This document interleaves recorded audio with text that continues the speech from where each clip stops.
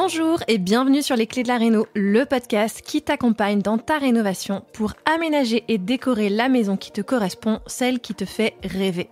Avec cet épisode, tu t'apprêtes à écouter un extrait d'un épisode passé. S'il t'a plu, je t'invite à retrouver l'épisode dans son intégralité dans les notes de cet épisode. Et retrouve-moi aussi sur Instagram, c'est tout simplement Les Clés de la Réno pour apprécier en images ces partages de bonnes astuces et d'inspiration. Bonne écoute! La rénovation offre la possibilité d'avoir cette vision d'ensemble et de penser tous les espaces en même temps pour réussir à obtenir cette harmonie, cette fluidité dans son intérieur.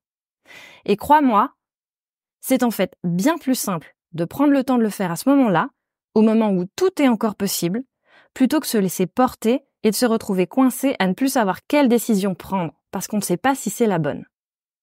Avec le temps qui passe, viendront aussi les changements d'envie, d'avis aussi, l'évolution des goûts, etc. Ou alors tu ne te rendras même pas compte que tu fais des choix qui ne s'accordent pas avec ce que tu avais prévu au départ. Et tu risques de finir dans cet intérieur qui ne sonne pas juste, qui ne te convient pas.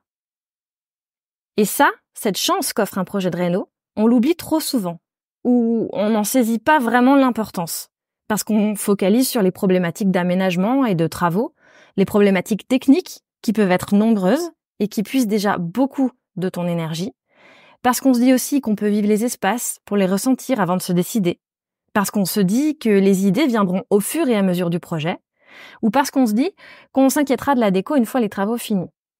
Et effectivement, c'est tout à fait possible, à partir du moment où on a bien défini sa vision d'ensemble au départ. Dans un intérieur, l'ambiance est partout. Elle se situe dans le moindre détail et commence dès le choix que tu fais d'acquérir tel type de maison plutôt qu'une autre.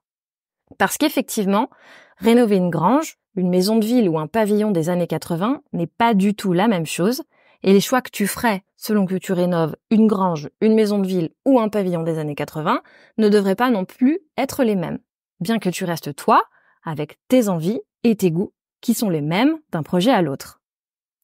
Je le disais, l'ambiance est partout et pour obtenir ce sentiment de quiétude qu'apporte un intérieur harmonieux, il va déjà falloir rester à l'écoute du lieu. C'est lui qui donne déjà beaucoup d'indications sur les orientations à prendre.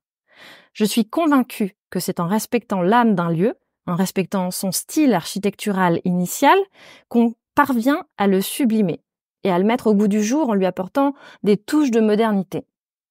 Bien sûr, tu peux décider de casser les codes et de mélanger les styles, en allant vers peut-être plus de contemporanéité dans tes choix, mais c'est un exercice plus périlleux, selon moi, pour réussir à trouver cet équilibre, cette fluidité et ce sentiment d'apaisement qu'on peut trouver chez soi et qu'on doit pouvoir trouver chez soi. L'ambiance, donc, est dans tous les détails, mais elle est aussi façonnée par la façon d'organiser les espaces, ou la façon dont la lumière naturelle va venir se poser sur tel ou tel élément architectural en fonction des volumes que tu décideras de créer.